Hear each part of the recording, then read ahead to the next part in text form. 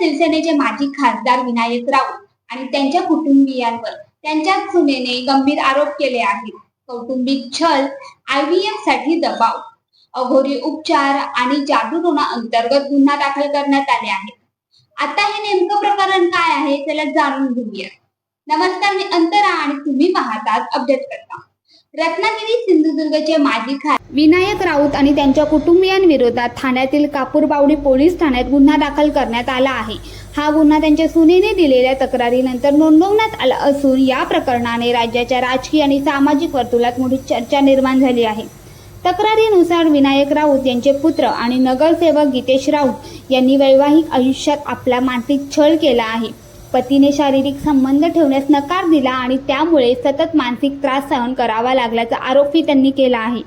याशिवाय सासूकडून शिवीगाळ, अपमानास्पद वागणूक आणि सातत्याने मानसिक छळ करण्याचा आरोपही त्यांनी केला आहे.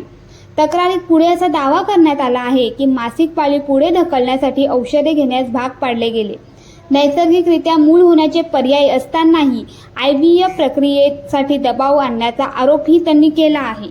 या तक्रारीच्या आधारे विनायक राऊत, त्यांच्या पत्नी, मुलगा आणि इतर कुटुंबियांसह एकूण 7 जणांविरोधात कौटुंबिक छळासह महाराष्ट्र नरबळी आणि इतर अमानुष, अनिष्ट व अघोरी प्रथा आणि जादूटोणा प्रतिबंधक कायद्याअंतर्गत गुन्हा दाखल करण्यात आला आहे. या प्रकरणाचा पुढील तपास पोलीस करत आहेत. दरम्यान राऊत यांनी हे आरोप फेटाळून लावण्याचा प्रयत्न केला आहे. त्यांनी माध्यमांशी बोलताना असे सांगितले की आम्ही आमच्या सुनेच्या काही मागण्या पूर्ण केल्या नाही म्हणून त्यांनी हे आरोप केले आहेत.